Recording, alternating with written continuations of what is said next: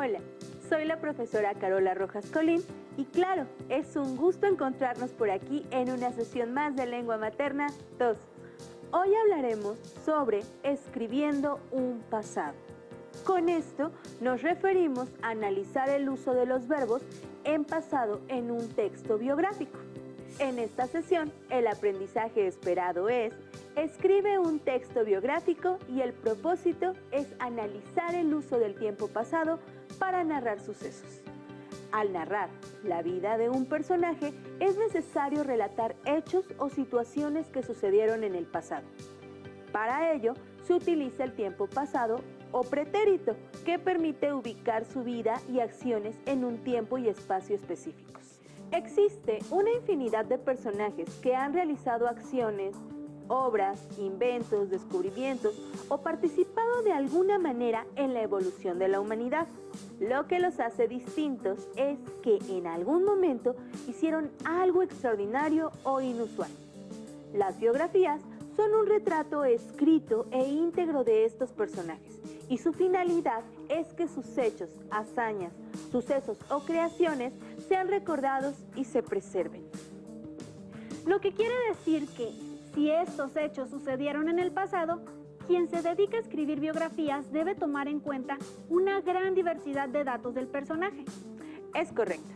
Así que el biógrafo se enfrenta al primer reto, que es investigar acerca de la vida del personaje que eligió, pues muchos de estos ya murieron y hay que buscar en libros, documentales, internet, personas que les conocieron y otras fuentes de información que lleven a profundizar en el personaje para comenzar la redacción. Y ya que hablamos de escribir, recuerden que estamos aprendiendo a redactar una biografía, por lo que me gustaría preguntar: ¿alguna vez han escrito alguna biografía? ¿De qué personaje escribirían? ¿Qué características debe tener este personaje? ¿Qué aspectos de la vida de un personaje debemos incluir?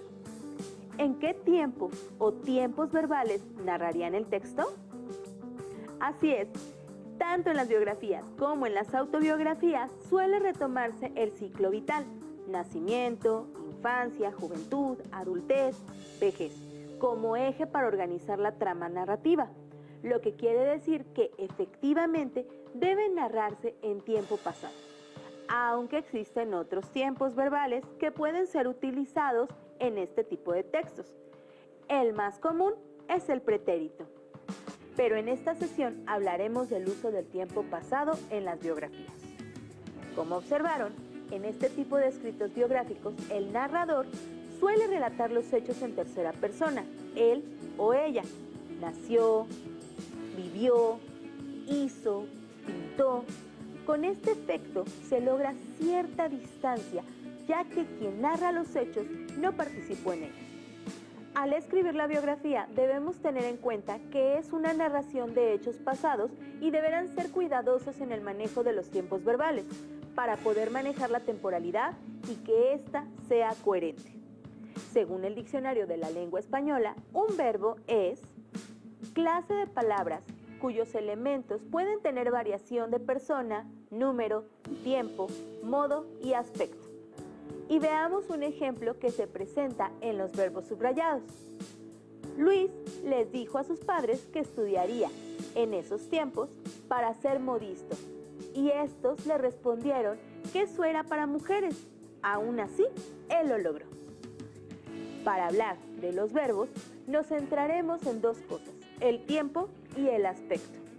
El tiempo verbal indica el momento en que se realiza una acción en relación con el momento actual en el que se usa la lengua. Por ejemplo, hace años aprendió a cantar, ahora solo canta en solitario. El aspecto es una característica que permite distinguir diferentes estados en el desarrollo de la acción, de la expresión del verbo. Por ejemplo, ya no regresó a ese lugar.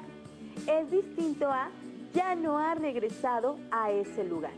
Si usamos regresó, la acción se ve como concluida. Si usamos ha regresado, la acción se ve como algo que se realizó, pero existe la posibilidad de que continúe en un futuro.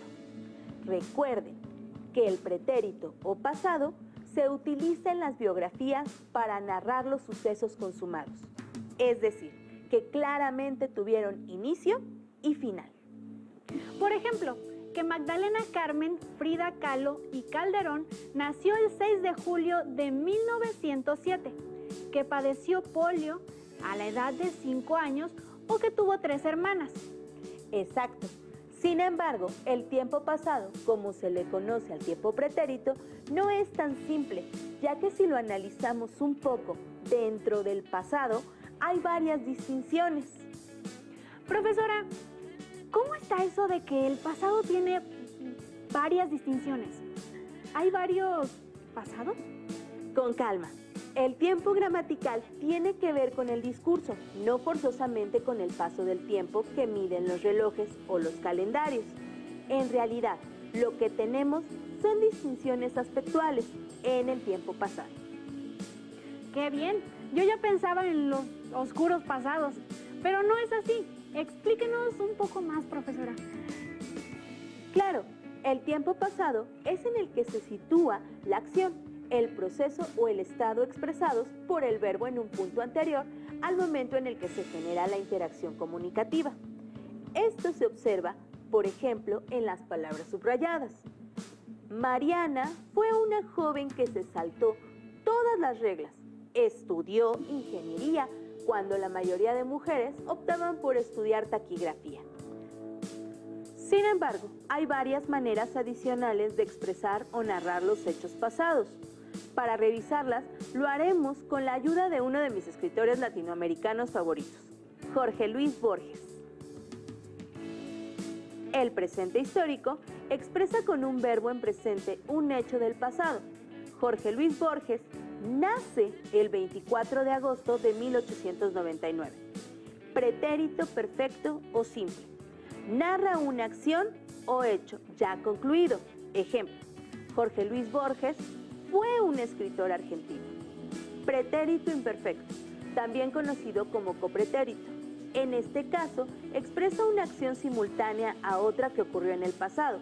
Jorge Luis Borges publicó poemas mientras trabajaba como bibliotecario, profesor y conferencista.